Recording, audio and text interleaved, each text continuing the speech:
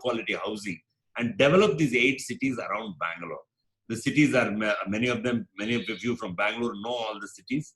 They are Kanakpura, Anekal, there is Hoskote, there is Devanahalli, there is Magadi, there is Dodbalapur. There are so many cities around the city which are all, if you go out into that, there is a dramatic change in quality of urban services there, right? And the migrancy rate has to be curbed. Bangalore, according to me, should not exceed a population of 1.5 crore even 10 years later. And these cities must take the outfill, as well as there are more than 35 cities in Karnataka where the population should be dispersed and a model should be created, right? Now, there are various kinds we are already seeing now because of this COVID, the kind of slums. Bangalore has become quite a lot of slums, but only 597 are recognized, but there are more than 2,000. There are a lot of urban villages which are not developed at all. And there is a whole culture of paying guest accommodation which is not regulated, right? People think that the largest employer of people in a single location in Bangalore is IT, which is actually not true. The largest single employer is actually garment exports. And the picture in the middle there shows you almost 15,000 people working in a single location, right? Under a single roof. But then the vision of Bangalore that is shown to you always is the one on the left, which is shown like we are trying to be global, but really the economy is much, much more local, right? And now there is a huge rise in co-working spaces in Bangalore. I don't know after COVID whether these businesses will survive. Right. Now, mobility. Every now and then there is a mobility crisis in Bangalore. There is some traffic jam. There is people curse. And the only knee-jerk answer to this is put some more flyovers.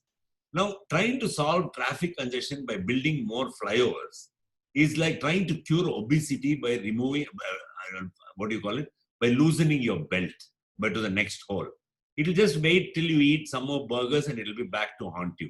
So this map actually captures the missing road of Bangalore, which is the red line shows the inner ring road, which was proposed. I think Dr. Ravindra also had proposed it in 98 and all that when he was there when they made the Bangalore development report.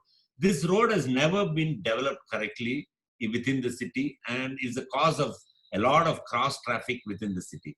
The outer ring road, which was supposed to be a circle, which is the blue line, the inner ring road as it is called, the blue line, which is also not completely developed and it's all bits and pieces all over the place.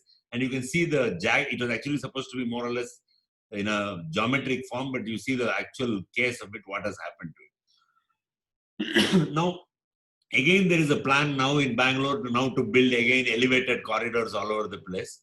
By elevating the problem is not going to go away. What we have to learn from the COVID crisis is actually what I call the D word. You need to de-densify, you need to demotorize, and you need also to decentralize administration. It has become the Bruhat Bangalore Mahanagara Pradike.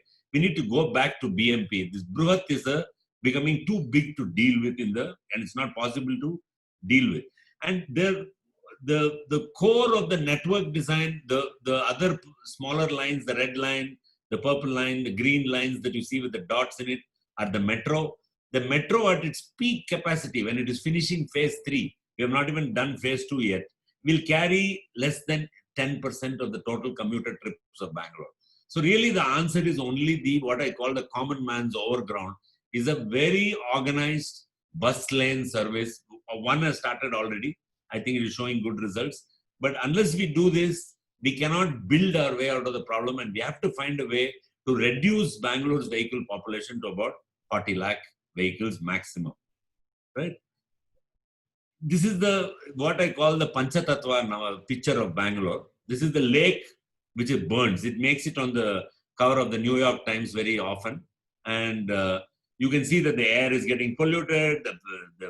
Everything possible is going wrong with this picture.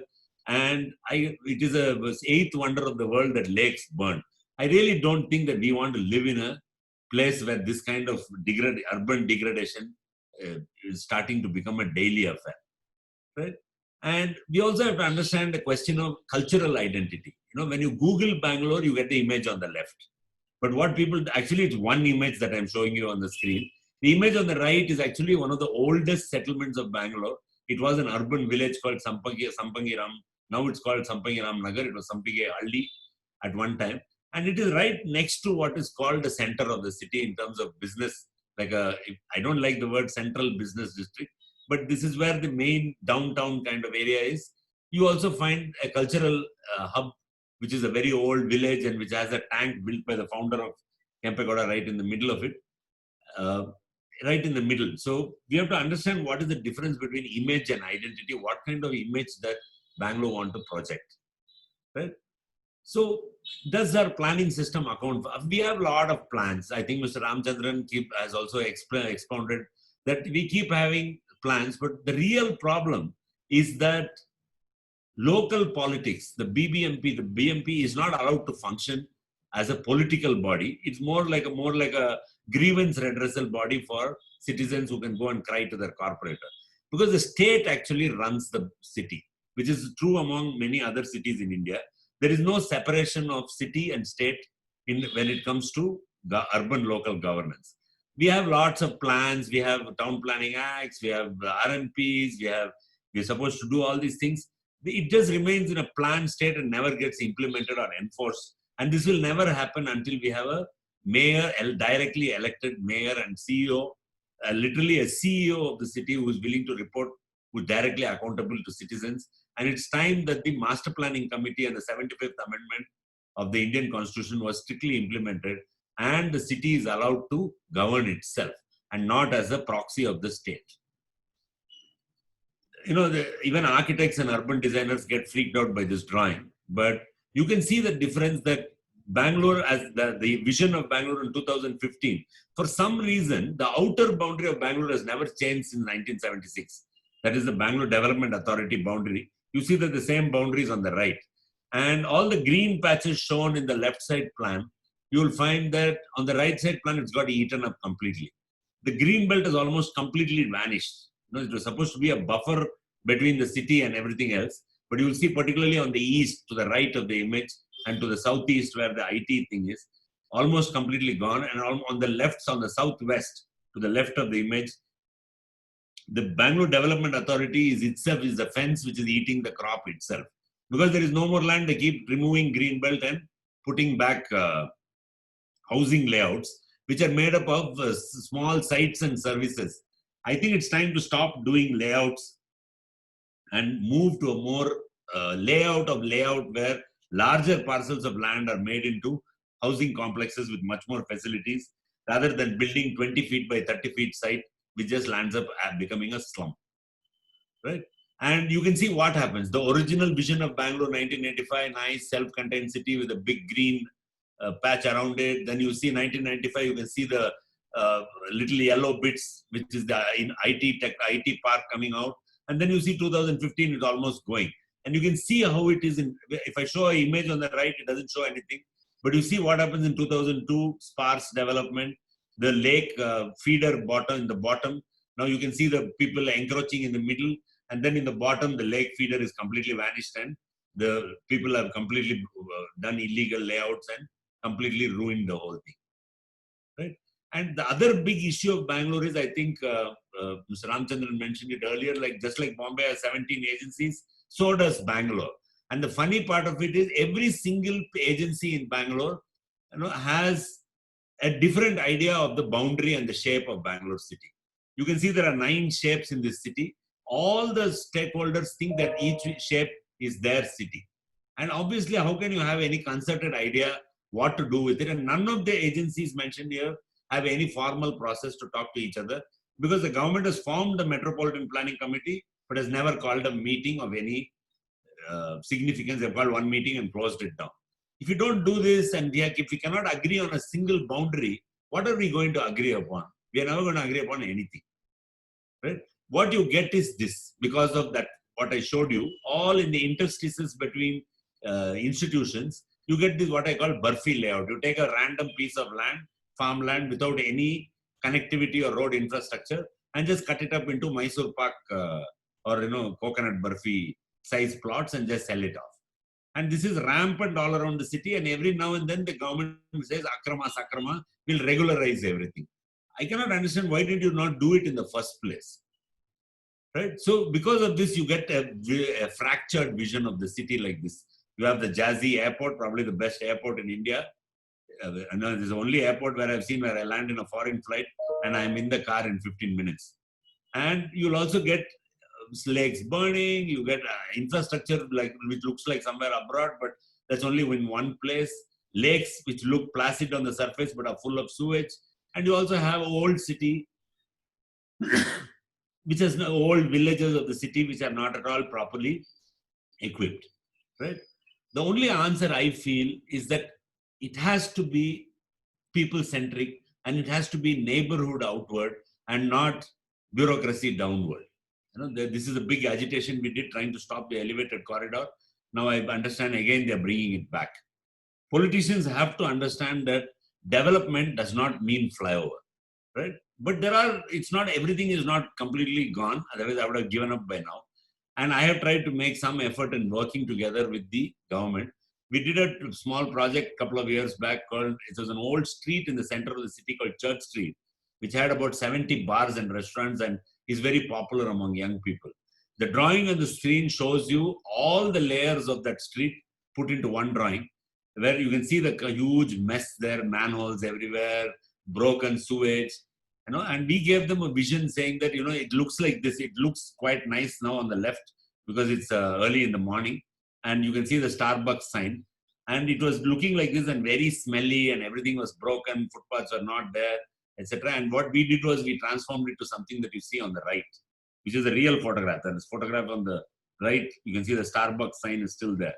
And it's like a perfect infrastructure, completely underground on both sides, completely accessible to disabled people. And the road surface is also cobbled so that it acts as a natural traffic calming device. And the footpath is completely smooth and completely consistent over almost a kilometer, right? And when we dug the street, this is what we found. You find what you see on the left, the blue cable on the left, you see there on the left, bluish cable you see on the left is the information superhighway of Bangalore. But you can also see raw sewage and about 30 odd cables and pipes. If we think that the area above Bangalore, India streets is a disaster, below the street is a total disaster. This is what India looks like if you dig the road. Finally, we gave up. There's no way to fix this. We cut every cable and we actually put new infrastructure onto the street to fix this problem. Right? So this is what we did.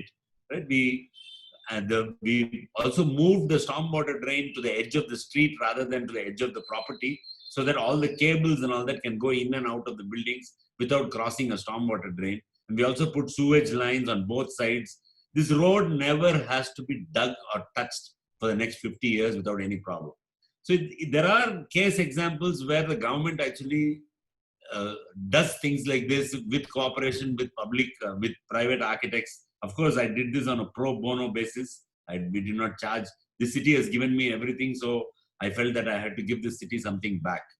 Right? And that's what it looks like when it's done.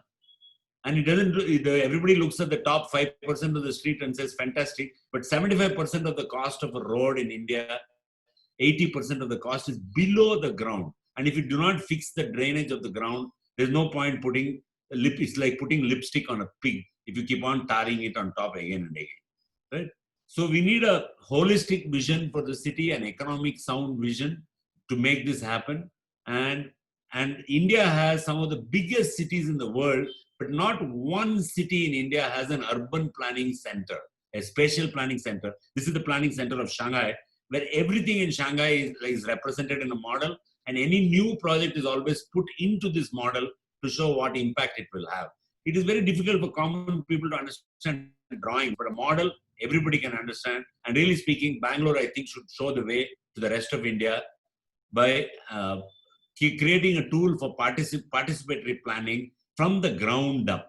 You can use Rangoli and do participatory planning. You don't need a fancy model, right? There have been some examples of workshops in other cities, like the Guggenheim workshop in Bombay.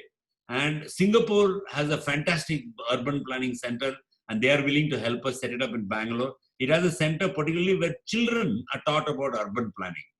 Anyway, let us all admit that we are all over the hill and it is the next generation which needs all this. And really speaking, they should really push it. And little kids can go and understand how Singapore is planned. And also the history of Singapore is shown on the right. New York has a fantastic one showing this, right? So we came up with this idea called, let us create a hub called Experience Bangalore, which is a hub and a platform for visualization, for experiential learning, and also stories of the city, stories, data, and the kind of impact they'll have on the city, right? And if we can put this together in a central location, we've been asking the government to give us some place because it needs a large column-free space to build a model, right? Right? And I would like to close here by saying that cities will only work for everyone. What looks like chaos on a screen to you, to a Western eye, is actually a well-organized market. If we can just get rid of the motorized vehicles in the picture. And if only when they're created by everybody, will cities do anything for anybody.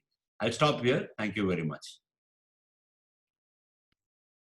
Dr. Ravindra, with your permission, can we start the question answer? There are 3-4 question answers in the box. Can I ask Sandeep to take over?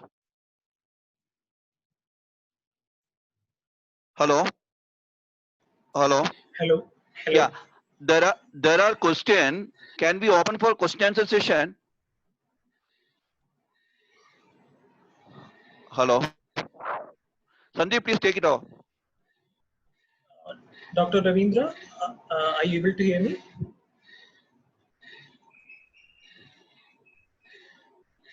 Hello. Dr. Ravindra, I think you are on mute. Can you just unmute yourself and then please speak? Hello. Can you hear now? You're audible. Yes, sir. Yes, sir. You're audible. Yeah. First, let me thank the panelists for their presentations. Excellent. I think without wasting further time, I would like to go on to the questions, Q&A. First question, please. No, you have to read it off the screen, sir. There's a chat box there. Sandeep, can you help? Sir, you can find the questions to in the Q&A box. Yeah. There is a Q&A box, and you can find the questions there. Yeah. Okay. The question from Ritesh Ranjan. Now the focus should move to regional level planning, where the migration is majority reduced. We must now think about local area development. That is the first question. What's your thought about this? Okay.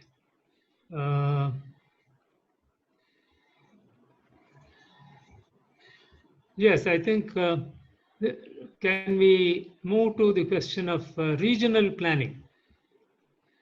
Mr. Ramchandran, would you like to say something about regional planning? He's on mute.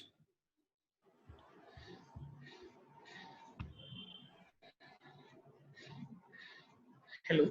Can you hear me now? Yes, you're audible, sir. Yeah.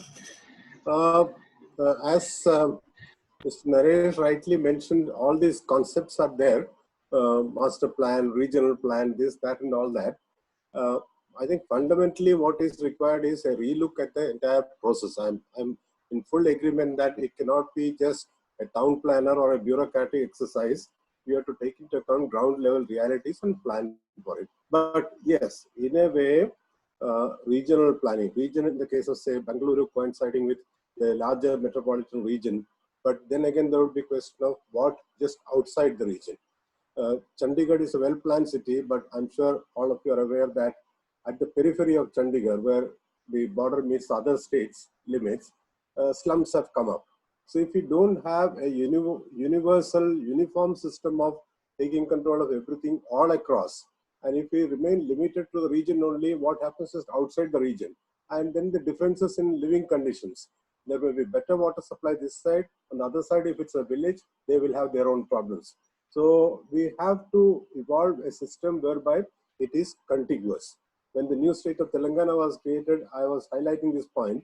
On one side of Telangana, if there is good development happening, why should people on the other side, they may fall in a state like, I don't know, maybe Maharashtra also, why should they have a different type of quality of life? So we have to evolve methods of addressing these problems in such a way that the territorial limits do not stop anyone from doing anything which is good for the region. Sitting in Delhi, let me quote this example of the National Capital Region. People could not, one fine morning, people realized they could not get out of Delhi and enter Noida, or people from Noida could not enter Delhi. I mean, it's in exceptional circumstances. But then if you don't evolve methods of going beyond the territorial limits, because for any ordinary person, where the Delhi limit ends and where Noida starts, it is making no difference, especially when they all have been encouraged to move into the National Capital Region, metro was extended and all that. Yes, we have to think of that, but we have to think of implementing that with various modifications whereby it will be effective, people-friendly, and it will mean something good for the people on the ground. Thank you.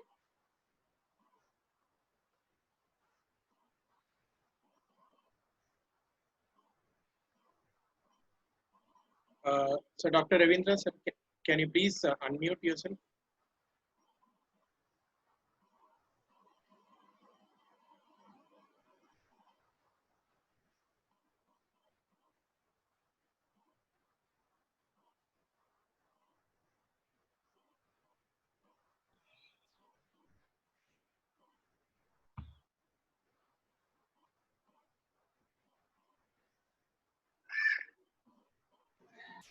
Sir, you're on mute.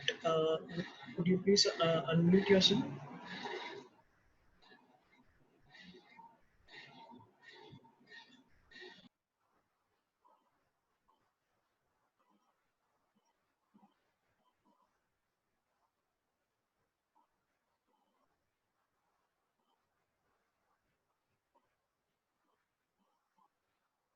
Symbol. Now you. Hello. Now you're audible, sir. No, okay. Something. Yeah, I think the questions more or less pertain to the similar ones, which are already raised regarding local area planning. Can cities revive themselves using IT communities, urban planning expertise, etc.? I think the important issues that have come out, especially post-COVID-19, I would say what Mr. Jain raised about slums, urban settlements, and he has given some ideas about how to really go into rental housing, what can government do, what can builders do, and all. So on that, I think we need to concentrate now at the moment, housing for the poor, etc. That is one. Secondly, I think almost everyone spoke about the fundamental governance issue about multiplicity of organizations, the need for city leadership, one authority, and all that. Actually, this effort has been going on for a long time, particularly in Bangalore. It's about more than about 20 years back, we had given a report which said, which all the speakers mentioned, about having one common authority, an agency, at least an umbrella agency, which can bring about coordination, and the setting of a vision, as Naresh said, what should be the economic vision. And as he rightly said, I think the state seems to run the city today. I think that is the main problem. So the essential issue is one of decentralization, and second is one of resources, as Ramchandran pointed out. I mean, these two issues, I think, are fundamental. Unless we answer them, it is a revival of the city as we envisage, all that has come out today, is difficult. So I think it's essential for people. I mean, I think that's again came out, people-centered planning. So how do we really bring about this? I mean, unless there is the political will part, which we keep repeating, but that is the key. Because in my own experience, I said we have taken up with the state government of Karnataka on the question of Bangalore. One authority, having a directly elected mayor. We even prepared a draft legislation. This draft legislation is on the table of the government. But still, we have not been able to implement it, at least in some form or the other. So it is time now, I think the citizens have to unite and take it up, professional organizations, etc. I mean, creating a kind of a Bangalore or urban planning model is one, but carrying it to the decision makers, the politicians, and convincing them about all that we know and we would like to do, I think that is the real challenge. So I would appeal that, I mean, here people like, experts like Dr. Ramchandran, builders like Mr. Jain, and, again, people like Naresh, who has a very overall vision of dealing with one city and what can be done, and move away from Burfi planning and then towards inclusive planning. All this, it is there. The ideas are there. We need to capture them, as I think somebody put it, this is the right time. The time has come when government seems to be responding to certain things. Like, for instance, now they're in a hurry to bring about a lot of reforms, which people had been, wanting, and industry, because everyone is wanting reforms, economic reforms. Now, all of a sudden, government of India has come out with a number of these reforms, which perhaps all of them cannot be implemented at the same time. But nobody has spoken about the urban reforms that we require, I mean, at that political level. So I think carrying the message of this urban reform to the politician at this stage is the key, I would say. If there are any more questions, we'd like to take, and otherwise, we'd like to thank the panelists. Dr. Bose? Hello? Can you hear?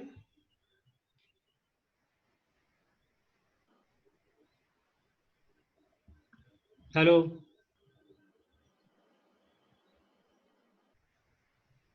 Hello. Hello. Hello, hear can me? you hear? Yeah, I can hear you, sir. Can you hear me? Yeah. Yeah. If there is there any questions, Sandeep? No, no. That would be awesome. Yeah. That Thank will be you all. very much. Okay. Yeah, thank you very much, panelists. It was a very well, I can appreciated presentation. And we have more than 80 participants attended. Throughout attended this program. Thank you very much for sparing your valuable time. On behalf of the World Trade Center and Smart Cities India Foundation, once again, thanks all the participants for their active participation. Thank you very much. Thank you. Thank you.